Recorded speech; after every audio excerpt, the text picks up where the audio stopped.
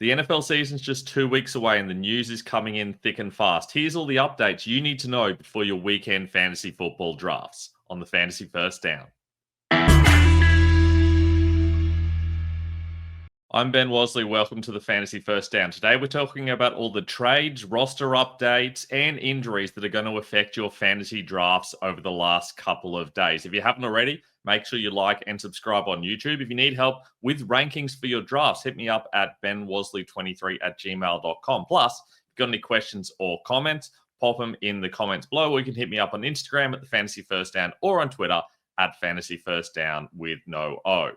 And we're going to kick things off with some winners over the last few days for fantasy football. And the first is Daniel Jones, who has won the starting role in Indianapolis. While he'll remain a fringe superflex option given his likely low passing numbers and low job security, there is some upside here. Jones had a QB7 fantasy finish in 2022 on the back of 700 rushing yards and some respectable passing. But the real winners here are the Colts receivers, who have more avenues to fantasy success thanks to the increase in volume they should each receive. Likewise, Jonathan Taylor benefits from the drop in goal line sniping and the increased checkdowns he should get from Jones compared to the alternative, who was, of course, Anthony Richardson, the most obvious loser in this situation. He's droppable in most leagues that are the most deep of dynasty setups. Meanwhile, Chris Godwin has a little bit surprisingly been activated off the PUP list and looks set to start the year on the 53-man roster. It is unlikely he'll play in week 1, but this suggests he'll be involved sooner rather than later. Godwin was the wide receiver 2 overall on a per-game basis last season, and while Liam Cohen has left, there's still a good chance Godwin becomes an absolute bargain later in the season if he can regain full health. This also explains why Emeka Ibuka has been playing on the outside a lot in the preseason. Does seem like he's a good chance he is starting on the outside and McMillan's the one that drops out, but it is possible that Ibuka hits the bench for a little bit until he can earn that spot. Meanwhile, Brian Robinson appears headed for a trade, while Austin Eckler and Jeremy McNichols will be the receiving backs only in Washington. That opens up an opportunity for Ja'Cory Krosky-Merritt and Chris Rodriguez. I think JCM is more likely to win this role within a couple of weeks, but he's still not too exciting for fantasy. Remember, I was ranking Robinson as the running back 30 before this happened, and Krosky-Merritt has a less secure role and arguably less talent as a round 7 guy. He's a great deep league and dynasty ad, given he may be available on waivers in your leagues, but I wouldn't be drafting him before the double-digit rounds of most redraft leagues. A player who's definitely on the move is Devaughn Vele, who has been traded to the Saints and has a good chance to be the starting slot receiver in New Orleans. This has been a valuable role for Kellen Moore at times, making Vele a viable late round or dynasty pickup. This consolidates the feeling that Brandon Cooks may simply be a rotational receiver in NOLA, with Chris Olave, Rashid Shaheed, and Vele likely to start in most 3 receiver sets. Meanwhile, Troy Franklin now appears set to take on the less valuable slot role in Denver. Cortland Sutton and Marvin Mims remain the valuable receivers for the Broncos, with Evan Ingram the main man across the middle of the field and Pat Bryant always a threat for the third receiver role. It is worth remembering, by the way, that Ingram has been losing a lot of snaps to Adam Troutman and may not be the valuable fantasy prospect that a lot of people view him as this season. I think he's going way too early in drafts. I loved him last season. Will not be touching him this year. Tyler Conklin, meanwhile, appears to have won the starting tight end job in LA for the Chargers, but it remains to be seen just how valuable it will be.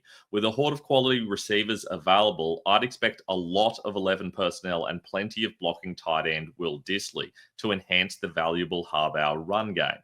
Conklin is at best a super deep league pickup, while Aronde Gadsden is a taxi squad stash at best. Now, Braylon Allen's role as a change of pace back, who is the primary backup for both Breece Hall and Isaiah Davis, the third down back, was confirmed over the last weekend. While he will need a Hall injury to rise into running back 2 territory, he may be startable in bye-heavy weeks given how much work he is getting with the starters during the preseason, and Davis is already injured, meaning he may already be the receiving back. Another receiving back is Rico Dowdle, who remains the Panthers' third down back, meaning he's a great bench stash who has some upside to be a running back 2 if Hubbard goes down. Well, he may also be startable in some bye weeks in PPR leagues. Another valuable backup is DJ Giddens, who appears to be the clear Colts backup. The Indy starter has long been valuable for fantasy, making the rookie a great late round bench stash in case JT goes down. And while we're on the topic of backup running backs, Will Shipley looks set to be the Eagles guy. Unlike the other two, though, it's doubtful he'll be an every down back if Saquon Barkley goes down, with AJ Dillon also in town to do that heavy early down grind work. Now, over to tight ends, and Colston Loveland is splitting snaps with Cole Kmet during the second preseason game. Kmet did sit out the first game. This seems like bad news, but it is pretty standard for rookie tight ends to take a while to win the every down job. They can't all be Sam Laporta. The good news is that Loveland continued to be used on all three downs, as was Kmet. This suggests Loveland could end up being the every down starter simply by outplaying Kmet rather than starting as a purely third down tight end and having to prove that he can be a blocker.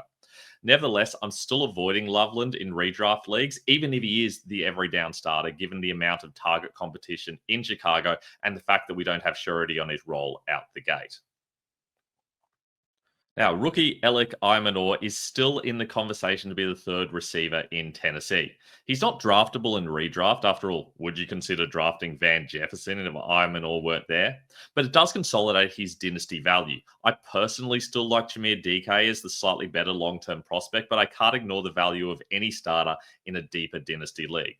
And speaking of deeper dynasty league pickups, Bo Collins is threatening Jalen Hyatt for the primary backup receiver role in New York. Collins was an undrafted free agent out of Notre Dame who spent 3 of his first college seasons at Clemson.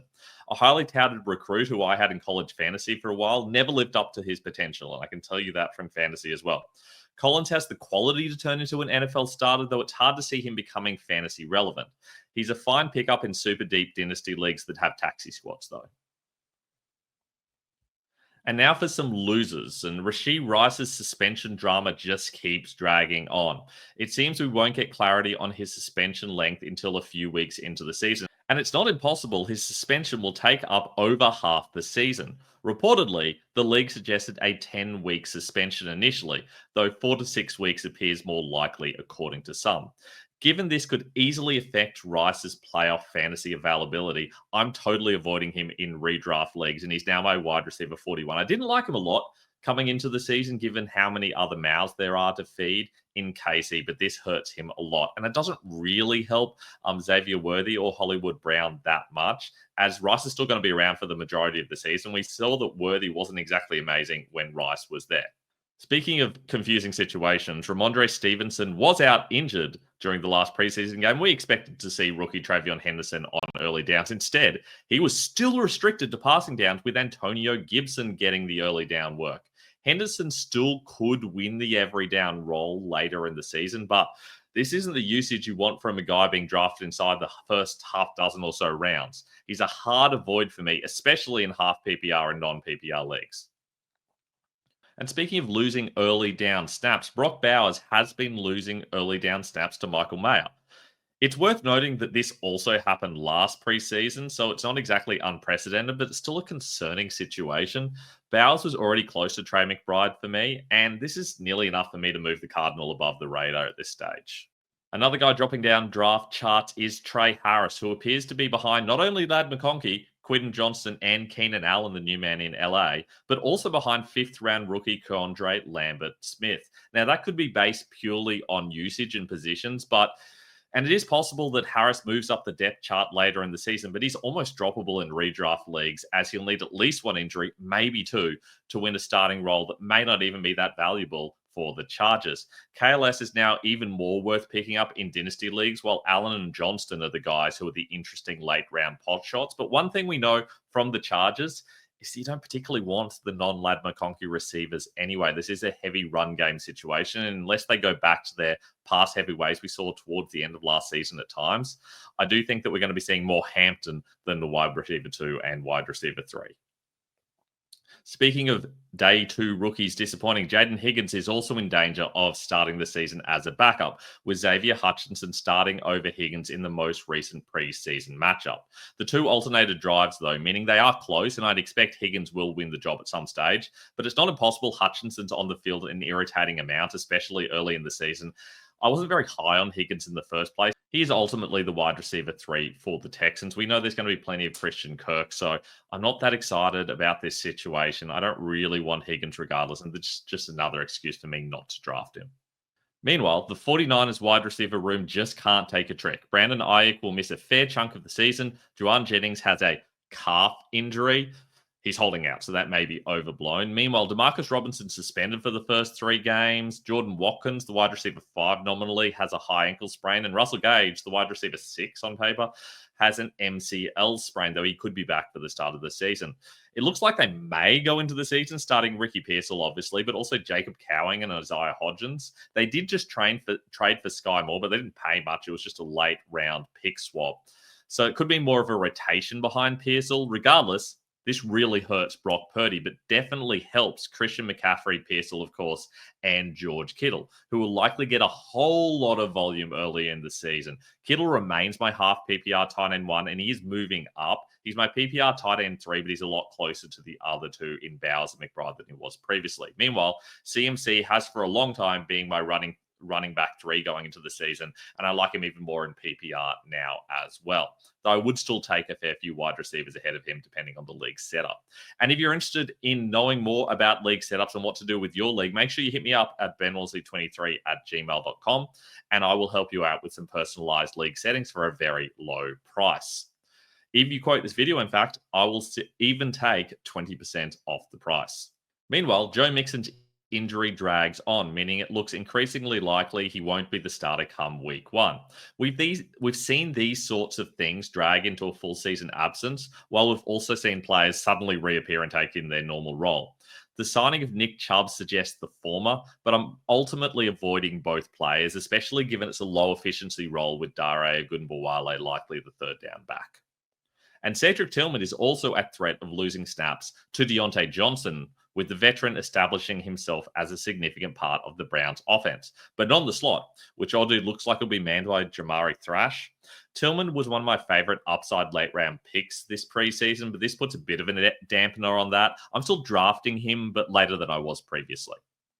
And Noah Fant appears set to play the early down role we saw rookie Eric Hall used in at times last season before all went down with a serious injury. This limits Mike Gesicki to 3rd down duties, and with so much receiving talent around him, makes him very hard to trust for fantasy unless the Bengals are extremely high in pass volume again this season. For me, at best, Gesicki's a dynasty stash with little point in picking him up in standard redraft leagues. He's just never been a guy who's been a good blocker, and it does feel like the Bengals want to use someone else who they can trust in that part of the role. The Steelers' backfield, meanwhile, also remains a total mess. Caleb Johnson will be the big banger, but Jalen Warren likely gets the most carries between the 20s early in the year. Meanwhile, Kenneth Gainwell will be the 3rd down and 2-minute back. It's hard to see any of those 3 being so much as a running back 2 without an injury. Unlike many players who are an injury away from a role, even with an injury to Warren or Johnson, the other will still just be a low-end running back 2. And you have to draft them in the middle rounds. I'm avoiding all 3 Pittsburgh backs, but especially Johnson, who is going way too early. And the Jaguars' backfield is in a similar situation. It remains a split between Travis Etienne and Tank Bigsby, though surprisingly, not Bashal Tootin, the rookie who a lot of people thought would take over. Tootin's down there trying to fight it out with LaQuinn Allen as the 3rd guy. Etienne will likely continue to lead the receiving work, while Bigsby will be used more on early downs and around the goal line. Neither has a lot of fantasy value, especially given this offense isn't running very effectively. Certainly nothing compared to what it was when Etienne was the running back 2 a couple of years ago. And neither player really has fantasy value without an injury to the other. And even then, there is a good chance that at some stage Tootin gets involved and makes it a proper committee again. So I'm just avoiding this whole Jacksonville backfield situation. Speaking of situations to avoid, and 2nd-round rookie Luther Burden remains clearly behind Olamide Zaccheaus for the slot role in Chicago. Burden has battled injuries, which could be the reason for his slow rise up the depth chart, but at this stage of the season, it's hard to draft a player who looks unlikely to have a starting role in the first half of the season, and may not even be particularly valuable role with so many other mouths to feed in Chicago.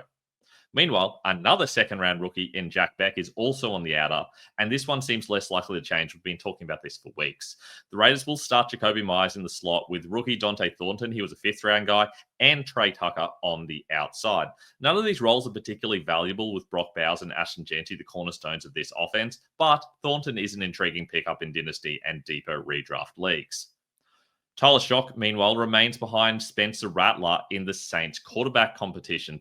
Kellen Moore insists this is not a signal on his week one starter, but it does seem like Rattler will go into the last preseason game as the starter, and that's not what you want to see if you're relying on Shock as the starter in Superflex leagues. I do believe that the rookie will eventually win the role, but this hurts his value badly. Meanwhile, Rattler starting is probably a little bit better for the Saints receivers, but it is much of a muchness, and I don't think this is something that interests me in fantasy in general. Rookie Mason Taylor has not consolidated an every down tight end role as we had hopes. Another rookie disappointing. It appears Jeremy Ruckert will still be in on plenty of 11 personnel situations, with limits Taylor's weekly floor. He will still have some good weeks and is a good dynasty pickup, but I'm not as interested in him in draft leagues that aren't best ball. This isn't a Tyler Conklin situation because we've now got Fields as the quarterback. There's going to be a lot less checkdowns. Likewise, in Seattle, AJ Barner and Elijah Arroyo are still battling it out for the Seahawks tight end role, and I'm avoiding both of them in redraft, while Arroyo is the better of the two as a dynasty prospect. I still think Taylor and Arroyo are guys you want on your dynasty teams, but they're unlikely to help you this year. And finally, speaking of tight ends, Taysom Hill has been a fun late round tight end pickup, especially in best ball leagues, but he appears nowhere near returning to the gridiron and is best left on waivers unless you have a heap of free IR spots.